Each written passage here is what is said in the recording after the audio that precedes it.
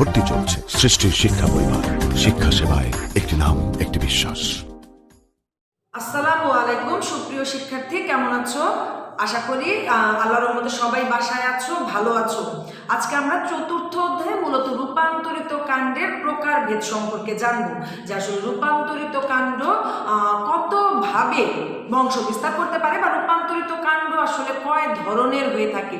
তো যদিও আমি পড়ানো শুরু করে দিয়েছি, তারপরেও বলে দিচ্ছি বা মনে করিয়ে দিচ্ছি, অবশ্যই তোমরা ক্লাসটা শুরু করার শুরুতেই বই সামনে নিয়ে বসবে এবং বইয়ের 35 পৃষ্ঠা তোমরা খুলে নিয়ে সামনে নিয়ে বসো, অবশ্যই কলম নিয়ে বসো সাথে। তো দেখো, আমরা এর আগে পড়ে এসেছি যে কিছু কিছু উদ্ভিদের যে সকল কাণ্ড বংশ বিস্তার বা প্রজননের উদ্দেশ্যে নিজেদের অবস্থান এবং আকৃতি পরিবর্তন করে, সেই সকল কাণ্ডদেরকে রূপান্তরিত কাণ্ড বলা হয়। তো বিভিন্ন উদ্ভিদ তাদের কাণ্ডগুলোকে রূপান্তরিত করে বংশ বিস্তার করে থাকে, আর এই উদ্ভিদের ভিন্নতার কারণে রূপান্তরিত কাণ্ড আসলে বিভিন্ন ধরনের হয়ে থাকে। মোট কথা হচ্ছে, এক এক উদ্ভিদের রূপান্তরিত কাণ্ড আসলে এক এক নামে পরিচিত, এই জন্যই মূলত রূপান্তরিত কাণ্ড বিভিন্ন ধরনের হয়ে থাকে। তো আমরা যদি প্রকারভেদ নিয়ে বলতে চাই বা তোমাদের বইয়ের প্রেক্ষিতে যদি আলোচনা করতে চাই, দেখো রূপান্তরিত কাণ্ডে মূলত 6টা বিভাজন বা 6টা পদ্ধতি বা 6টা ধরন তোমাদের বই আসলে দেয়া আছে। সেগুলো হচ্ছে টিউবার, রাইজোম, কন্দ, স্টোলন, অফসেট এবং বুলবি। এই 6টা ধরন অ্যাকচুয়ালি তোমাদের বইয়ে দেয়া আছে, এবং আজকে আমরা মূলত রূপান্তরিত কাণ্ডে এই 6টা ধরন নিয়েই আলোচনা করব, যে আসলে এই 6টা ভাবে রূপান্তরিত কাণ্ডের মাধ্যমে উদ্ভিদ বংশ বিস্তার করে থাকে। আমরা যদি প্রথমেই টিউবারের কথা বলি, তাহলে দেখো প্রথমে আমরা দেখতে পাচ্ছি, এটা তো আমরা সবাই চিনি, আমাদের সবার বাসার কমন একটা সবজি গোল আলু। এই গোল আলু কিন্তু টিউবার, অর্থাৎ গোল আলু কিন্তু রূপান্তরিত কাণ্ড। এটাই তো আসলে আমাদের জন্য বিস্ময়কর। আমরা যেখানে এর আগে পড়ে এসেছি যে মিষ্টি আলু হচ্ছে মিষ্টি আলু গাছের মূল, সেখানে এটা আলু হওয়ার পরও এটা কিন্তু আলু গাছের কাণ্ড, এটা কিন্তু আলু গাছের মূল নয়। অর্থাৎ প্রজননের জন্য সে নিজের আকৃতি এবং অবস্থান পরিবর্তন করেছে, যেখানে তার মাটির উপরে থাকার কথা অথচ সে অবস্থান করে মাটির নিচে। তার লম্বাটে হওয়ার কথা, সে আকৃতি ধারণ করেছে গোলাকার এবং রসালো। আর আমরা যদি ছবিতেও দেখি, দেখো এখানে দেয়া আছে টিউবারের ছবি। এই যে দেখো, আলু থেকে আলু গাছ বের হয়েছে, অর্থাৎ এই আলুই কিন্তু ভবিষ্যতে আলু গাছের বংশ বিস্তারে সাহায্য করে থাকে। অর্থাৎ আমরা এটা বলতে পারি যে আলু গাছ বংশ বিস্তারের উদ্দেশ্যে নিজের আকৃতি এবং অবস্থান পরিবর্তন করে বা নিজের কাণ্ডকে রূপান্তরিত করে থাকে। আর আমরা যদি বইয়ের সংজ্ঞাটা বলি, তাহলে তোমরা দেখো 35 পৃষ্ঠা রূপান্তরিত কাণ্ডের নিচে মোটা কালিতে লেখা আছে টিউবার। ঠিক টিউবারের প্রথম লাইন থেকে তোমরা আন্ডারলাইন শুরু করবে।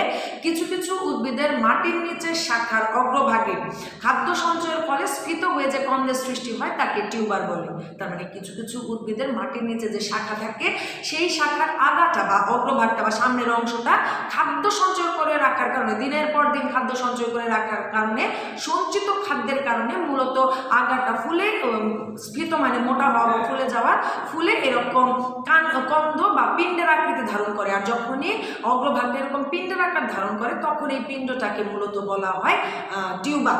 আর আমরা যদি আরো একটু ভালো মতো খেয়াল করি, দেখো টিউবার বালুটায় এই যে গর্তগুলো আছে, এই যে গর্ত, এই যে গর্ত, এইখানে আছে গর্ত, এই গর্তগুলোকে মূলত বলা হয় চোখ। আর এই চোখের ভেতরে থাকে কুড়ি। আরো একটু স্পেসিফিক্যালি খেয়াল করলে দেখবে যে চোখের ভিতরে লালচে রঙের পাতার মতো আছে, এদেরকে বলা হয় অসবুজ স্বল্পপত্র। মূলত এই চোখের ভেতরে থাকা কুড়ির মাধ্যমেই আলু বংশ বিস্তার করে থাকে।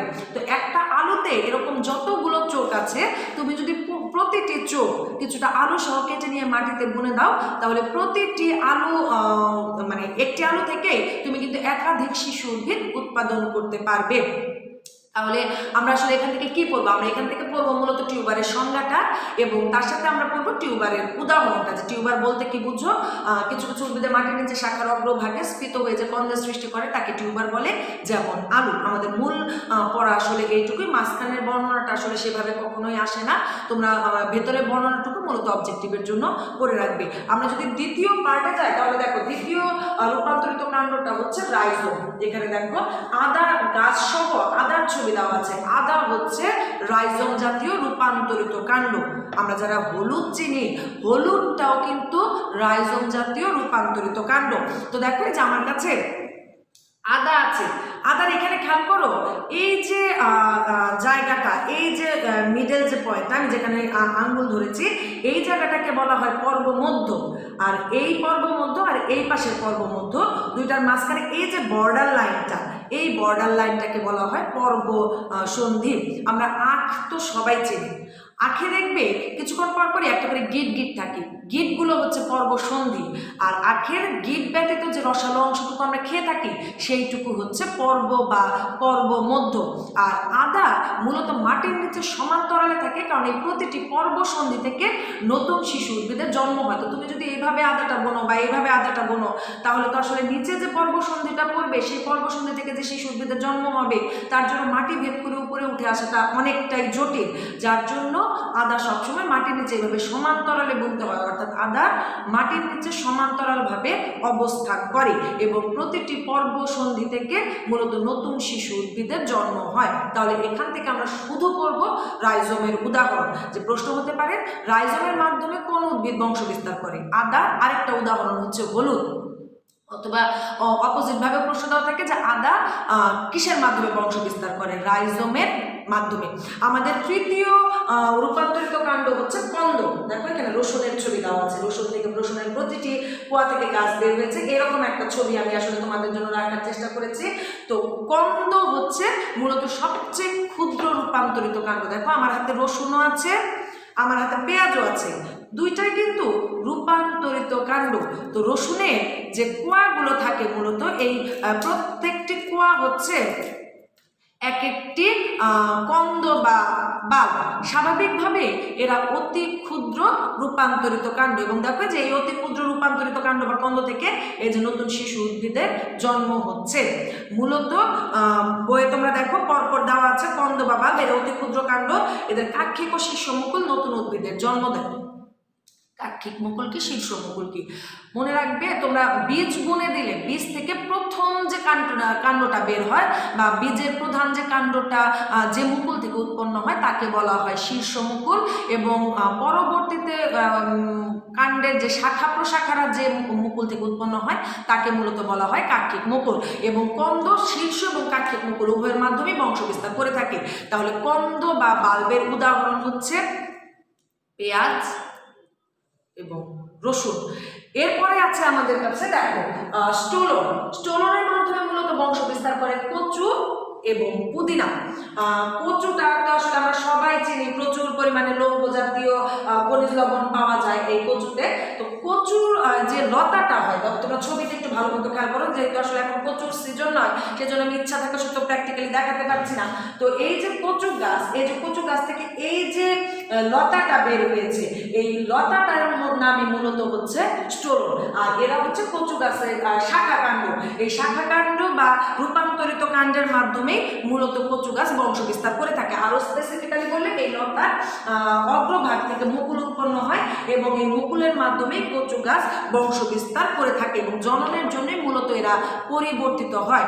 তাহলে স্টোলনের উদাহরণ হচ্ছে কচু এবং পুদিনা। তোমাদের জন্য আমি দেখো এখানে পুদিনার ছবিও রেখেছি। এই যে পুদিনা গাছ, এই যে পুদিনা গাছের যে এই যে লতা যে অংশগুলো, এগুলোর নাম মূলত হচ্ছে স্টোলন। এই স্টোলনের মাধ্যমে মূলত পুদিনা গাছ বংশ বিস্তার করে। তুমি এখান থেকে পুদিনা গাছের এরকম একটা স্টোলন কেটে নিয়ে মাটিতে বুনে দিলেই সে নতুন শিশু উদ্ভিদ হিসেবে বংশ বিস্তার শুরু করবে।